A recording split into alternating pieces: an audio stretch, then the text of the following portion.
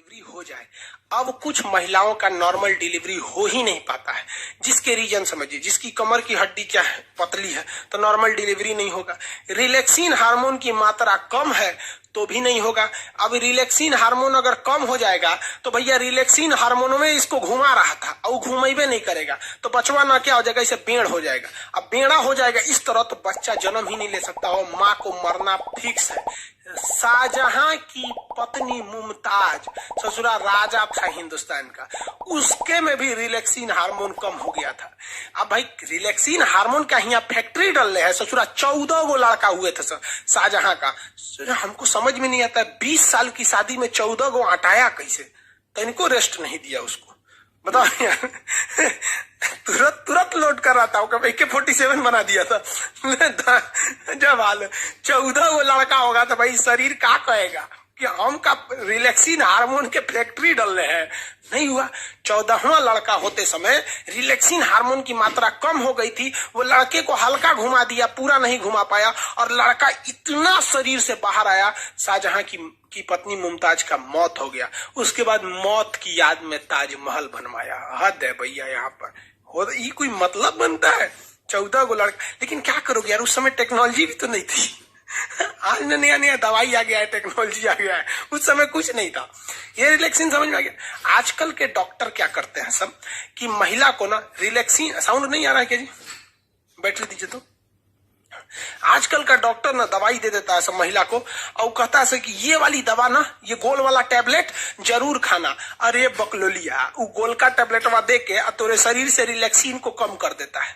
9 महीने तक महिला जब प्रेग्नेंट रहती है ना, तो उसको वो दवाइयां बड़ी चाव से खाती है, उसको पता नहीं कि रिलैक्सिन को खत्म कर रहा है, और रिलैक्सिन खत्म हो जाएगा नॉर्मल डिलीवरी का सवाल पैदा नहीं होता है। क्योंकि नॉर्मल डिलीवरी होगा तो 5,000 रुपया में सब कुछ हो जाएगा, कोई दिक्कत नहीं, में मिठाई उठाई सब हो जाएगा।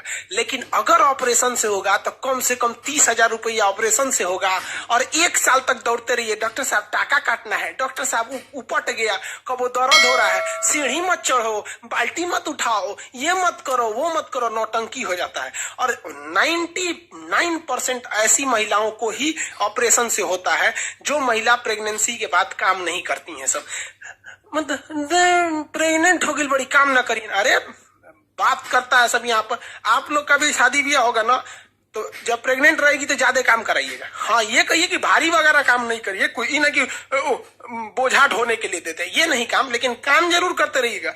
क्योंकि जैसे जैसे हम शरीर में काम करते हैं ना, हमारा कोशिका विभाजन उतना तेजी से होता है, आपको पता ही है, तो रिलैक्सिन हार्मोन उतना बनेगा। अब महिलाओं में आजकल की एक खराबी क्या है कि नैहर में पतई बीन देगी, चपरासी क्या काम कर देगी, नैहर में कुछ काम कर देगी, बाथरूम साफ करेगी, नाली साफ करेगी, नैहर में भैंस का गोबर उठाएगी, लेकिन जब ब्याह करके ससुराल में आएगी तो नौटंकी। ओ माय गॉड, ये झाड़ू है, झाड़ू से क्या होता है?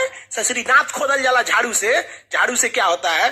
नैहर में चपरासी के काम है, यहाँ की झाड़ू क्या होता है? मार दू झाड़ू, वही से होशे में आ जाइए। काम मतलब काम होता है आपका। कहीं क्या जानती हो? तो हम ब्यूटिशियन जानते हैं रे बकलोलिया, कहीं का ब्यूटिशियन जानते हैं। अरे जरा सोचो, अगर कोई लड़का कहे कि लड़की वाला है और लड़की वाला कहे कि लड़का क्या करते हैं, तो लड़का कहे कि हम सेविंग करना जानते हैं, दाढ़ी मोछ बना लेते हैं। रे चोट्टा कहीं का, दाढ़ी मोछ तोर है तो तोर बाप आके बनाएंगे, अपने से बनाओ ना। यहाँ पर कोई भी दाढ़ी मोछ आएगा, ट्रिमर लेके बना लो, क्या जाता है? सेविंग करना है तो छील लो। और लड़की को कौन चीज आता है?